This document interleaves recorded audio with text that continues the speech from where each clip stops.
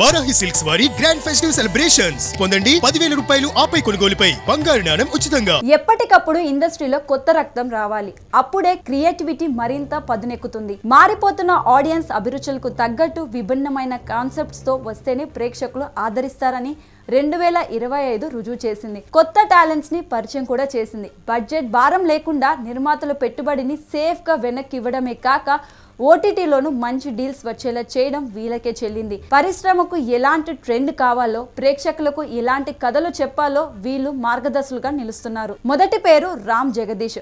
Court room డ్రామాలు routine అవుతున్నాయని భావిస్తున్న టైంలో నేచురల్ స్టార్ నాన్ని నిర్మించిన కోర్ట్ ఒక స్వీట్ సర్ప్రైజ్ ఇచ్చింది. కులాంతర ప్రేమ కథకు క్రైమ్ ఎలిమెంట్ జోడించి మంచి స్క్రీన్ ప్లేతో నడిపించిన విధానం రూపాయికి 4 రూపాయల లాభాన్ని ఇచ్చింది. నానితో పాటు బయర్లందరూ బాగా లాభపడేలా చేసిన మూవీ కోర్ట్. తర్వాత చెప్పుకోవాల్సిన ప్రతిభ సాయి మార్తాండ్. లిటిల్ హార్ట్స్ ని కేవలం 3 కోట్ల లోపే తీసి 30 కోట్లకు పైగా గ్రాస్ వసూలు చేసి హిట్ అవ్వడం సీనియర్లనే ఆశ్చర్యపరిచింది. తెలంగాణలో ఎక్కడ ఒక మారుమూల గ్రామం నుంచి వచ్చిన సాయిలు కంపాటి తీసిన రాజు వెట్స్ రాంబాయ్ అంత బరువైన ఎమోషన్స్ తోను ప్రేక్షకులను కట్టిపడేసి వసూళ్లను రాబట్టుకుంది. ముఖ్యంగా నైజాంలో దానికొచ్చిన కలెక్షన్లు ప్రొడ్యూసర్లు లాభాల్లోకి ముంచెత్తింది. షాకింగ్ క్లైమాక్స్ తోను మెప్పించవచ్చని అతను నిరూపించిన విధానం శబాష్ అనిపించుకుంది. 2 కోట్ల లోపే తీసిన the great pre wedding show ద్వారా రాహుల్ శ్రీనివాస్ పేరు అందరికీ పరిచయం అయింది.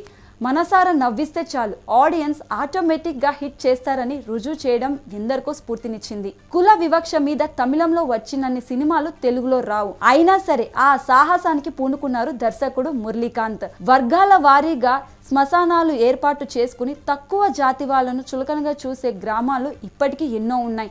దీన్ని దండోరాలలో ప్రశ్నించిన తీరు ఆలోచింపజేసేలా సాగింది.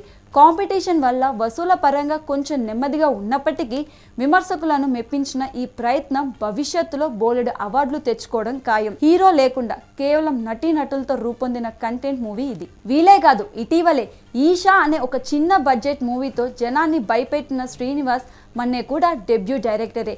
ఛాంపియన్ లాంటి పెద్ద బడ్జెట్ మూవీని హ్యాండిల్ చేసిన ప్రదీప్ అద్వయంత్కు వైజయంతి లాంటి పెద్ద బ్యానర్ అండగా నిలవడం, మొదటి సినిమా ఫెయిల్ అయిన రెండో ప్రయత్నంలో సక్సెస్ అయిన కిష్కిందపురి తీసిన కౌశిక పెగలపాటి, సంబాల తీసిన యుగంధర్ ముని, శుభం తీసిన ప్రదీప్ కండ్రెగులను ఇదే కేటగిరీలో వేయొచ్చు.